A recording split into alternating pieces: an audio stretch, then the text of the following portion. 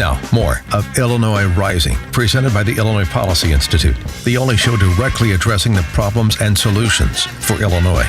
Now, from AM 560, here's Dan Proft.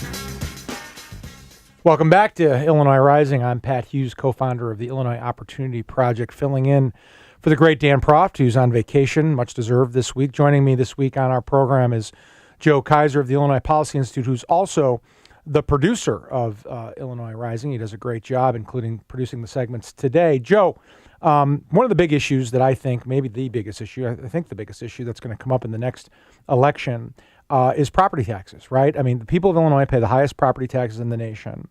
And politicians like to talk about a freeze. Oh, we're going to freeze property taxes. Like, oh, thank you. You're going to freeze it at the highest level in the nation. When what really needs to happen is there needs to be an abatement.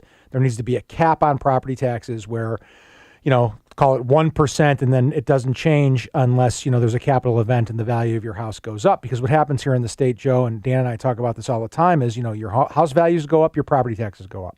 Your house value goes down, your property taxes go down. For example, in Grays Lake, Illinois, if you own a $300,000 house, you pay $16,000 a year in property taxes.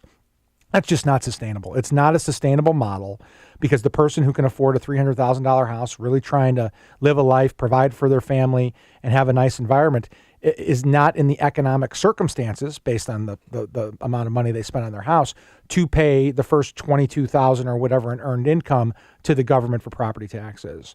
And so it's very interesting that this week, and going into this earlier in the week and the prior week, the two leading Democrat candidates for governor, J.B. Pritzker, who's worth like $8 gazillion, and Chris Kennedy, who's worth some huge amount of money, although less, that both of those guys, right, Pritzker on his private mansion and Kennedy through his work at the Merchandise Mart, one of the companies that are associated with that, both got massive property tax breaks using the Democrat machine and Mike Madigan. In Kennedy's case, using Mike Madigan's law firm, right?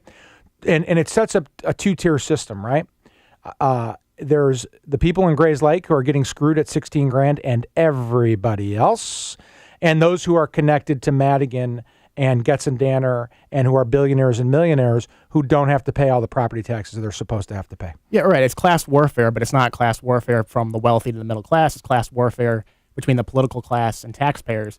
And what really gets me here is you hear all the time that Democrat voters will say, you know, I like my state rep, or I like J.B. Pritzker or Chris Kennedy. I don't like Mike Madigan, though. He's different. They know about his property tax appeals law firm. They know he's been around too long. They try to distance themselves from Mike Madigan. But this proves that a lot of these, Chris Kennedy and J.B. Pritzker, the two leading candidates for the Democratic nomination for governor in 2018, are a part of this entrenched system. So, Joe, how do you convince people? How do you connect those dots, right? Because they don't like Madigan, right? Oh, but I like my rep, like you just said. JB seems like a nice guy. Look, he's in this ad like Jim Jones with all these kids. What? For those of you who don't know who Jim Jones is, look it up. What do you do to connect the dots between those things so people realize that it's all part of the same cabal? Well, you got to make the case. So in 2014, there were a lot of areas in the state that Rauner won, but they elected either a Democrat state rep or a Democrat state senator. And those are a lot of maybe more independent-minded areas, or they could go either way in a gubernatorial race. But you have people saying, you know what, let's say just in the suburbs of Chicago, I like Michelle Mussman, I like Marty Moylan, I like Carol Sente. They seem like nice people. They represent me well, and they're not like Mike Madigan. They're not like the Chicago machine. They have that disconnect in their head. But what's the first vote that Michelle Mussman makes? The first vote that Marty Moylan makes every time a session starts, every 2 years, they vote for Mike Madigan for House Speaker.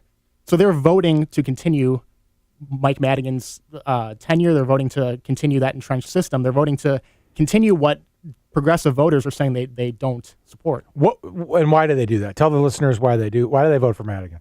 Because Mike Madigan also is the chairman of the Democratic Party, and if you're not going to vote for him for Speaker, he's going to make sure you're not going to get reelected. Yeah, and he's going to make sure that when you're up for reelection in a general election, that he has the control of all of the resources. And you've seen this with Ken Duncan going against him.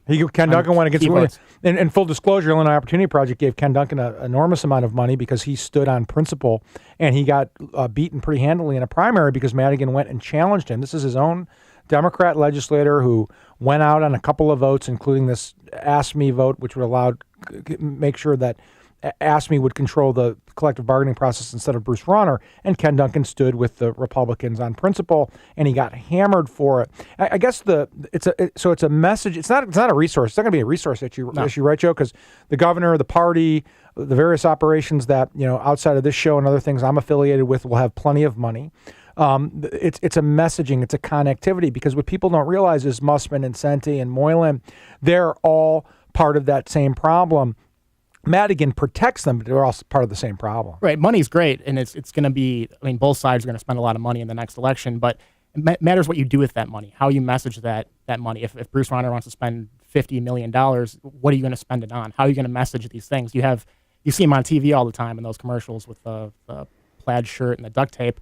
I don't know what necessarily his strategy is with that whole thing and what it's going to be moving forward, but you got to make the case. Property taxes need to be a huge issue.